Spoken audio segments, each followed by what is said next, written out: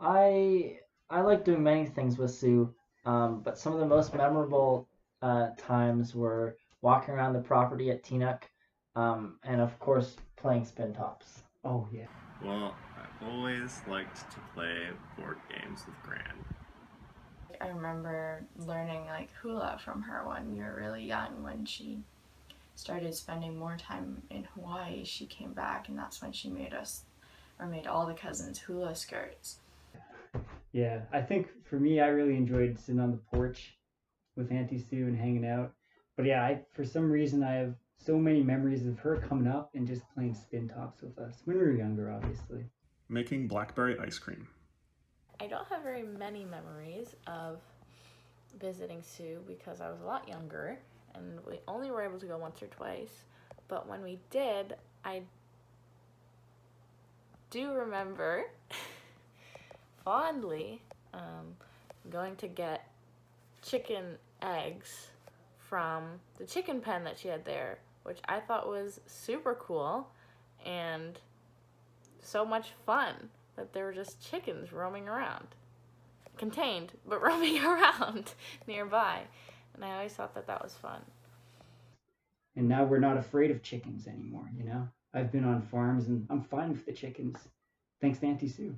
Before I had to go in there, we went in there with The boogie boards. the boogie boards, Those, tried to push the chickens out of the way and grab the eggs. But thanks to Auntie Sue, no longer that. no. Gran always uh, was interested in things, and she'd always, like, even when she was doing cancer treatment, she was always asking questions about it and learning stuff about it. So I feel like she taught me how to just sort of always be interested in learning. We were walking around the property and we found a piece of, like, it looked like a jawbone off a deer or something. And at the time I was young and I said, or I thought, don't touch, put that down. Like, you don't want to be touching that. It looks all gross. And Auntie Sue said, Nick, come closer, like, look at it. And we were looking at the teeth and the bone and where it had broken. And I think that was a moment where I was like, oh, this is pretty cool. Yeah.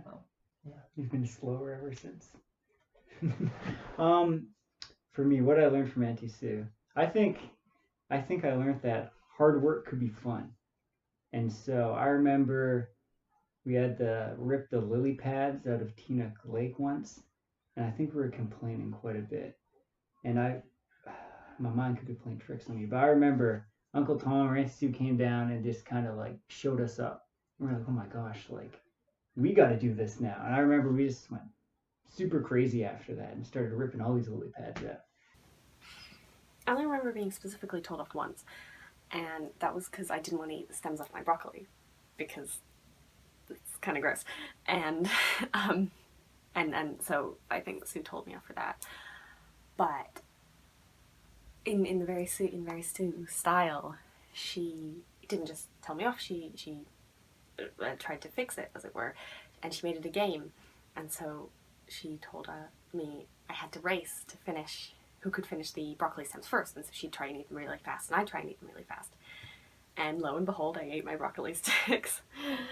In general, Gran was never one to suffer too much belly ache, and she'd let you know if you were whining or complaining too much. And I don't think I was ever told off by Sue. I was probably on my best behavior. That might be a lie. I might just not remember being told off. But That's for sure. Did Auntie Sue ever tell us off? I don't think Auntie Sue ever told us off. We tried to keep a low profile. And if she did get mad at us, I'm sorry, Robin, but I think we blamed it on Robin or Grant. Sorry. Sorry, guys. One of my earliest memories, I think I was 3, was at Sue's log cabin on the lake. All the cousins had sat up on the wooden beam for a photo. And I had whipped cream out of a can for the first time. And I just remember as we pulled up to the lake, Sue was already in the driveway waiting for us. I think that really spoke to who she was, a great host, always welcoming.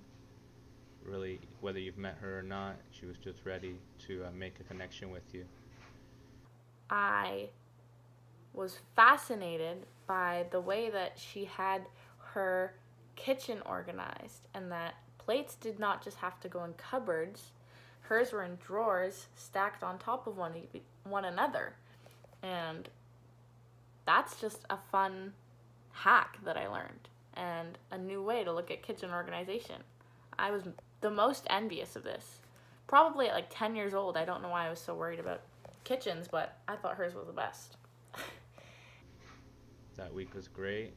I met a lot of you, played board games with her, swimming, and yeah, just like everyone else, caught frogs. I'm not sure how many, but I do remember catching a lot of frogs. And frogs. Frogs. Lastly, frogs. I think I just avoided them at all costs. I'm not sure. I remember getting the Teaneck, and the first thing we do is go looking or hunting for frogs. And I don't know, I was pretty young, but I remember we'd fill up big, like, the white wine jugs filled with frogs. Frogs, yeah. It was crazy. Well, Grant had a bit of a crusade against the local bullfrog population, rightly. And when we were kids, she promoted us sort of catching the young bullfrogs and playing around with them and stuff. And so we had this big old paint can, and we'd put some lily pads in there and fill it up with a bit of water, and we'd capture some of these frogs and play with them, which was probably terrible for them. And after a few days of us growing attached to these pets, Gran would pull the plug on it and chuck them in the freezer to deal with them.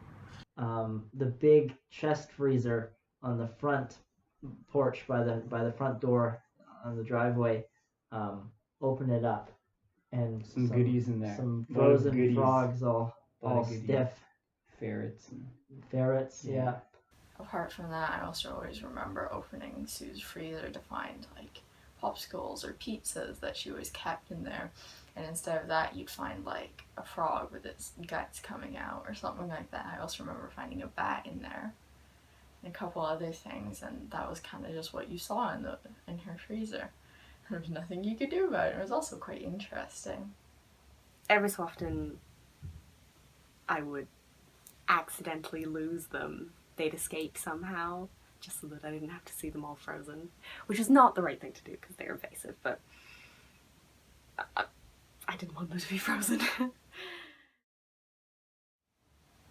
I also like going places with Sue.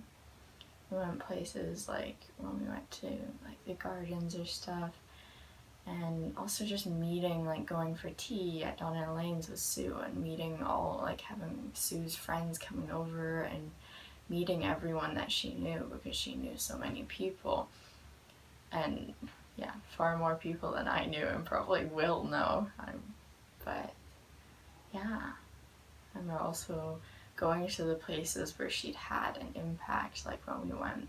I remember we went to raise a totem pole at UBC and right next to where Charlie's tree is planted, and things like that, and also meeting people who didn't know Sue directly but through some sort of connection had heard of her or had known her through someone else, and also going to like Royal Roads and seeing the trail and everything like that, just seeing how far her reach kind of extended to people she knew.